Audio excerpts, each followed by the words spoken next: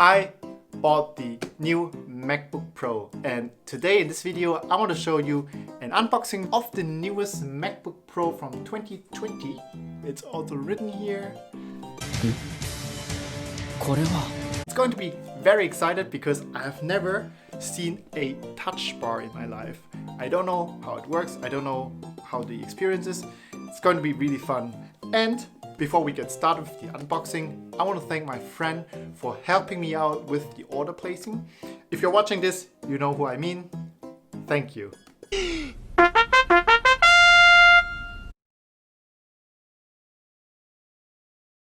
Order of the MacBook Pro was placed at the online shop on the 16th of July, which is listed here. And I really like how Google extracts all the relevant information of this email. So it was placed at Apple, and then we expect the MacBook to arrive on the 28th of July. And of course we ordered the 13-inch MacBook Pro in silver. Vielen Dank für deine Bestellung. Vielen Dank für deine Bestellung. Okay, and today we received an email which says that it has been shipped today and the expected arrival is not the 28th, but it's ta-da, 23rd of July, which is the coming Thursday. Today is Monday. And surprise, surprise, this MacBook comes from Shanghai. For some reason it went from China to guess where? South Korea. And to Germany. Hey! And this is the last status. Heddesheim. In Einrichtung eingetroffen. Guess what day is today? It's the Thursday. Oh my god, my MacBook has arrived.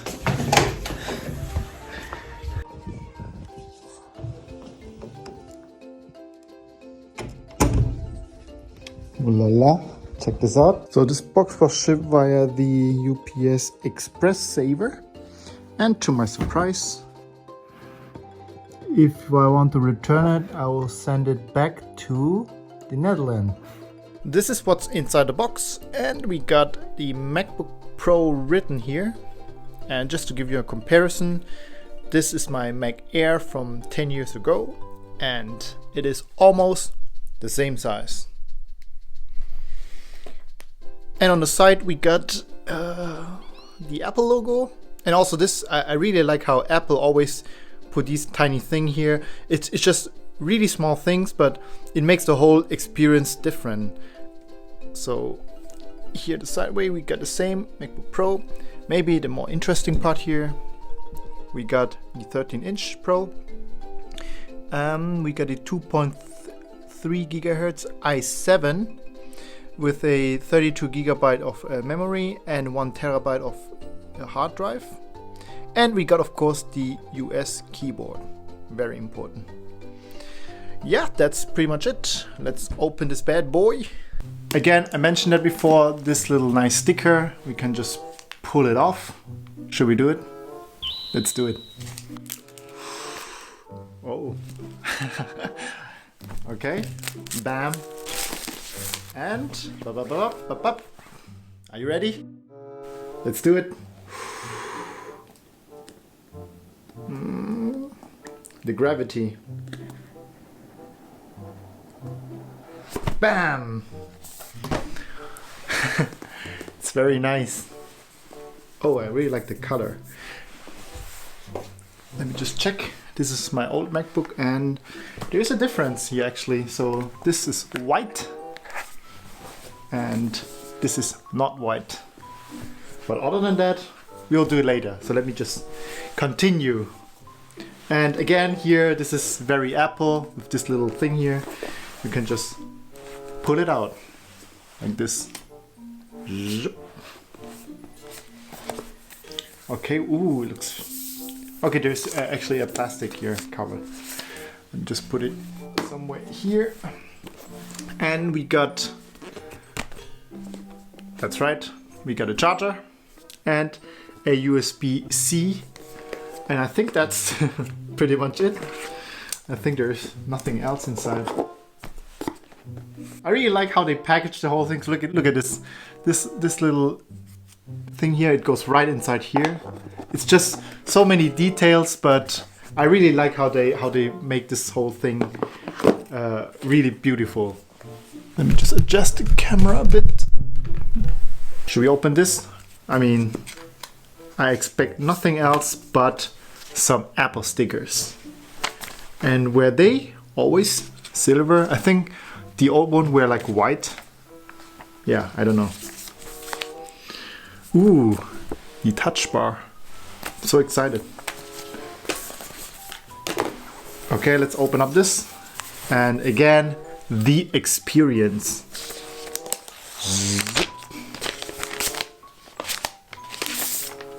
Voila. Voila. Very nice. Should we open this?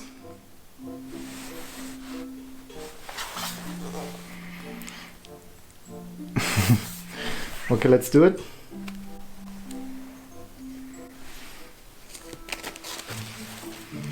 And I saw a couple of videos already on YouTube where this MacBook automatically turns on when you open this.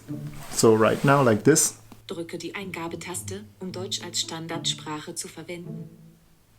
Do you hear this?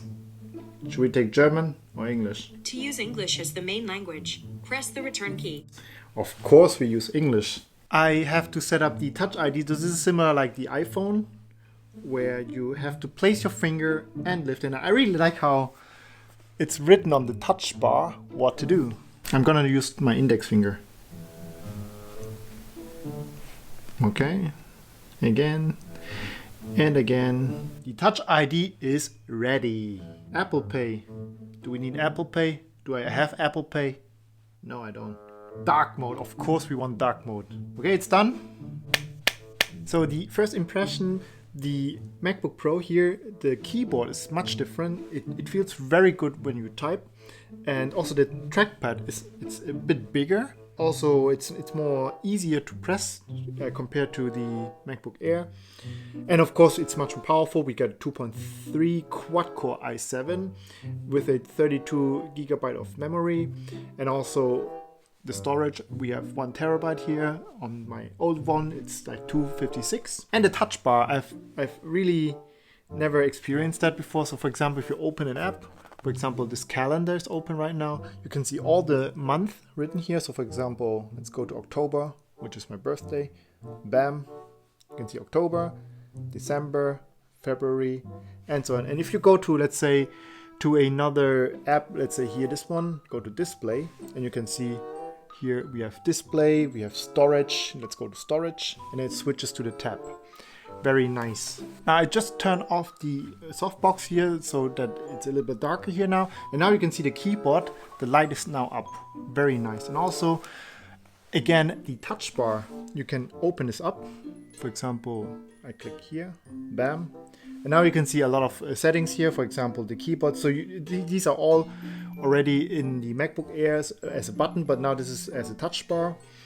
And of course you have this launch pad, and then you can always escape. You can make it brighter. You can also close the touch bar. Very nice. On the left side we got my 10 years old Mac Air, while on the right side this is the newest model of the Pro. And they are still very thin, both. Of course, the Mac Air is a bit thinner because it's a Mac Air. And now the biggest difference, first of all, the Apple logo, it's now this mirrorish style, and we got this white. And when we open up this, we have to press the on button to turn this on. While on the new model, this explains why they always turn on automatically, because once you open it, it just boot, and there is also no turn on button here. So here we got this turn on, and here this is the Touch ID. And also, let me check the back. So this is glowing, and this is not. Bam. Let me give you a quick impression so far. I want to start with the ordering process. So from placing the order to receiving the good, it took me exactly 1 week, which is, in my opinion, very impressive. Now back to the MacBook itself. As we know from Apple, most of the laptops are made of aluminum, so this is no exception. It feels very expensive, and actually it is expensive. It has in total 4 USB-C ports, which in my opinion it's a big problem for most of the people, because if you have a USB, for example USB stick, then you can't just plug and play, you have to buy an adapter. And the same goes with SD card as well. You also have to buy an adapter to read those files. I'm glad that they at least included the AUX port, which you use for your headphone. By the way, I haven't tested the speaker yet, but I saw that it's on the board now. And in my opinion, the speaker is not a very important feature because I always use the headphone. So the headphone jack is more important. Apart from the specs, which by the way, this is much more powerful than my Mac Air, I think the biggest difference is the keyboard. If you get used to the older one, you would definitely feel a big difference. It just types much better, and also the trackpad is also better. It's bigger, it's more sensitive, and it just overall feels nicer. The new touch bar is a very nice to have feature. If you use program or if you work with program that supports it, it will definitely make things easier because you have all these shortcuts which you have to press frequently, and I can't wait to start working with it. Just like my older Mac Air, you can open up the laptop with only one hand, and I know this is a very tiny thing, but in my opinion it's just so important because you pay so much money on that, and these little details, it has to work. I can't tell you much about the performance and all the numbers, benchmark and so on, because I think that this MacBook Pro gives me already more power than I actually need for my work. You may probably ask why I bought this and not an Air, because I want to keep this now another 10 years, and I want to make sure that after 10 years it's still very powerful for my future work, which I don't know what I'm going to do in the future. But yeah, I do a lot of coding, movie making, and Photoshop, photographies and so on. So these are my major things. I don't really, for example, play games on the MacBook Pro. I was initially thinking about buying the 16-inch MacBook Pro because it has a dedicated graphic cards and so on. I decided to buy this because most of my tasks is actually relying on the CPU instead of the GPU. So this is the reason, and I also think that the 13-inch is much more portable. I do a lot of traveling, that's why I decided to buy the 13-inch instead of the bigger one. Thanks a lot for watching this video, I hope you enjoyed, and let me know in the comments below if you have any questions. And I'll see you next time.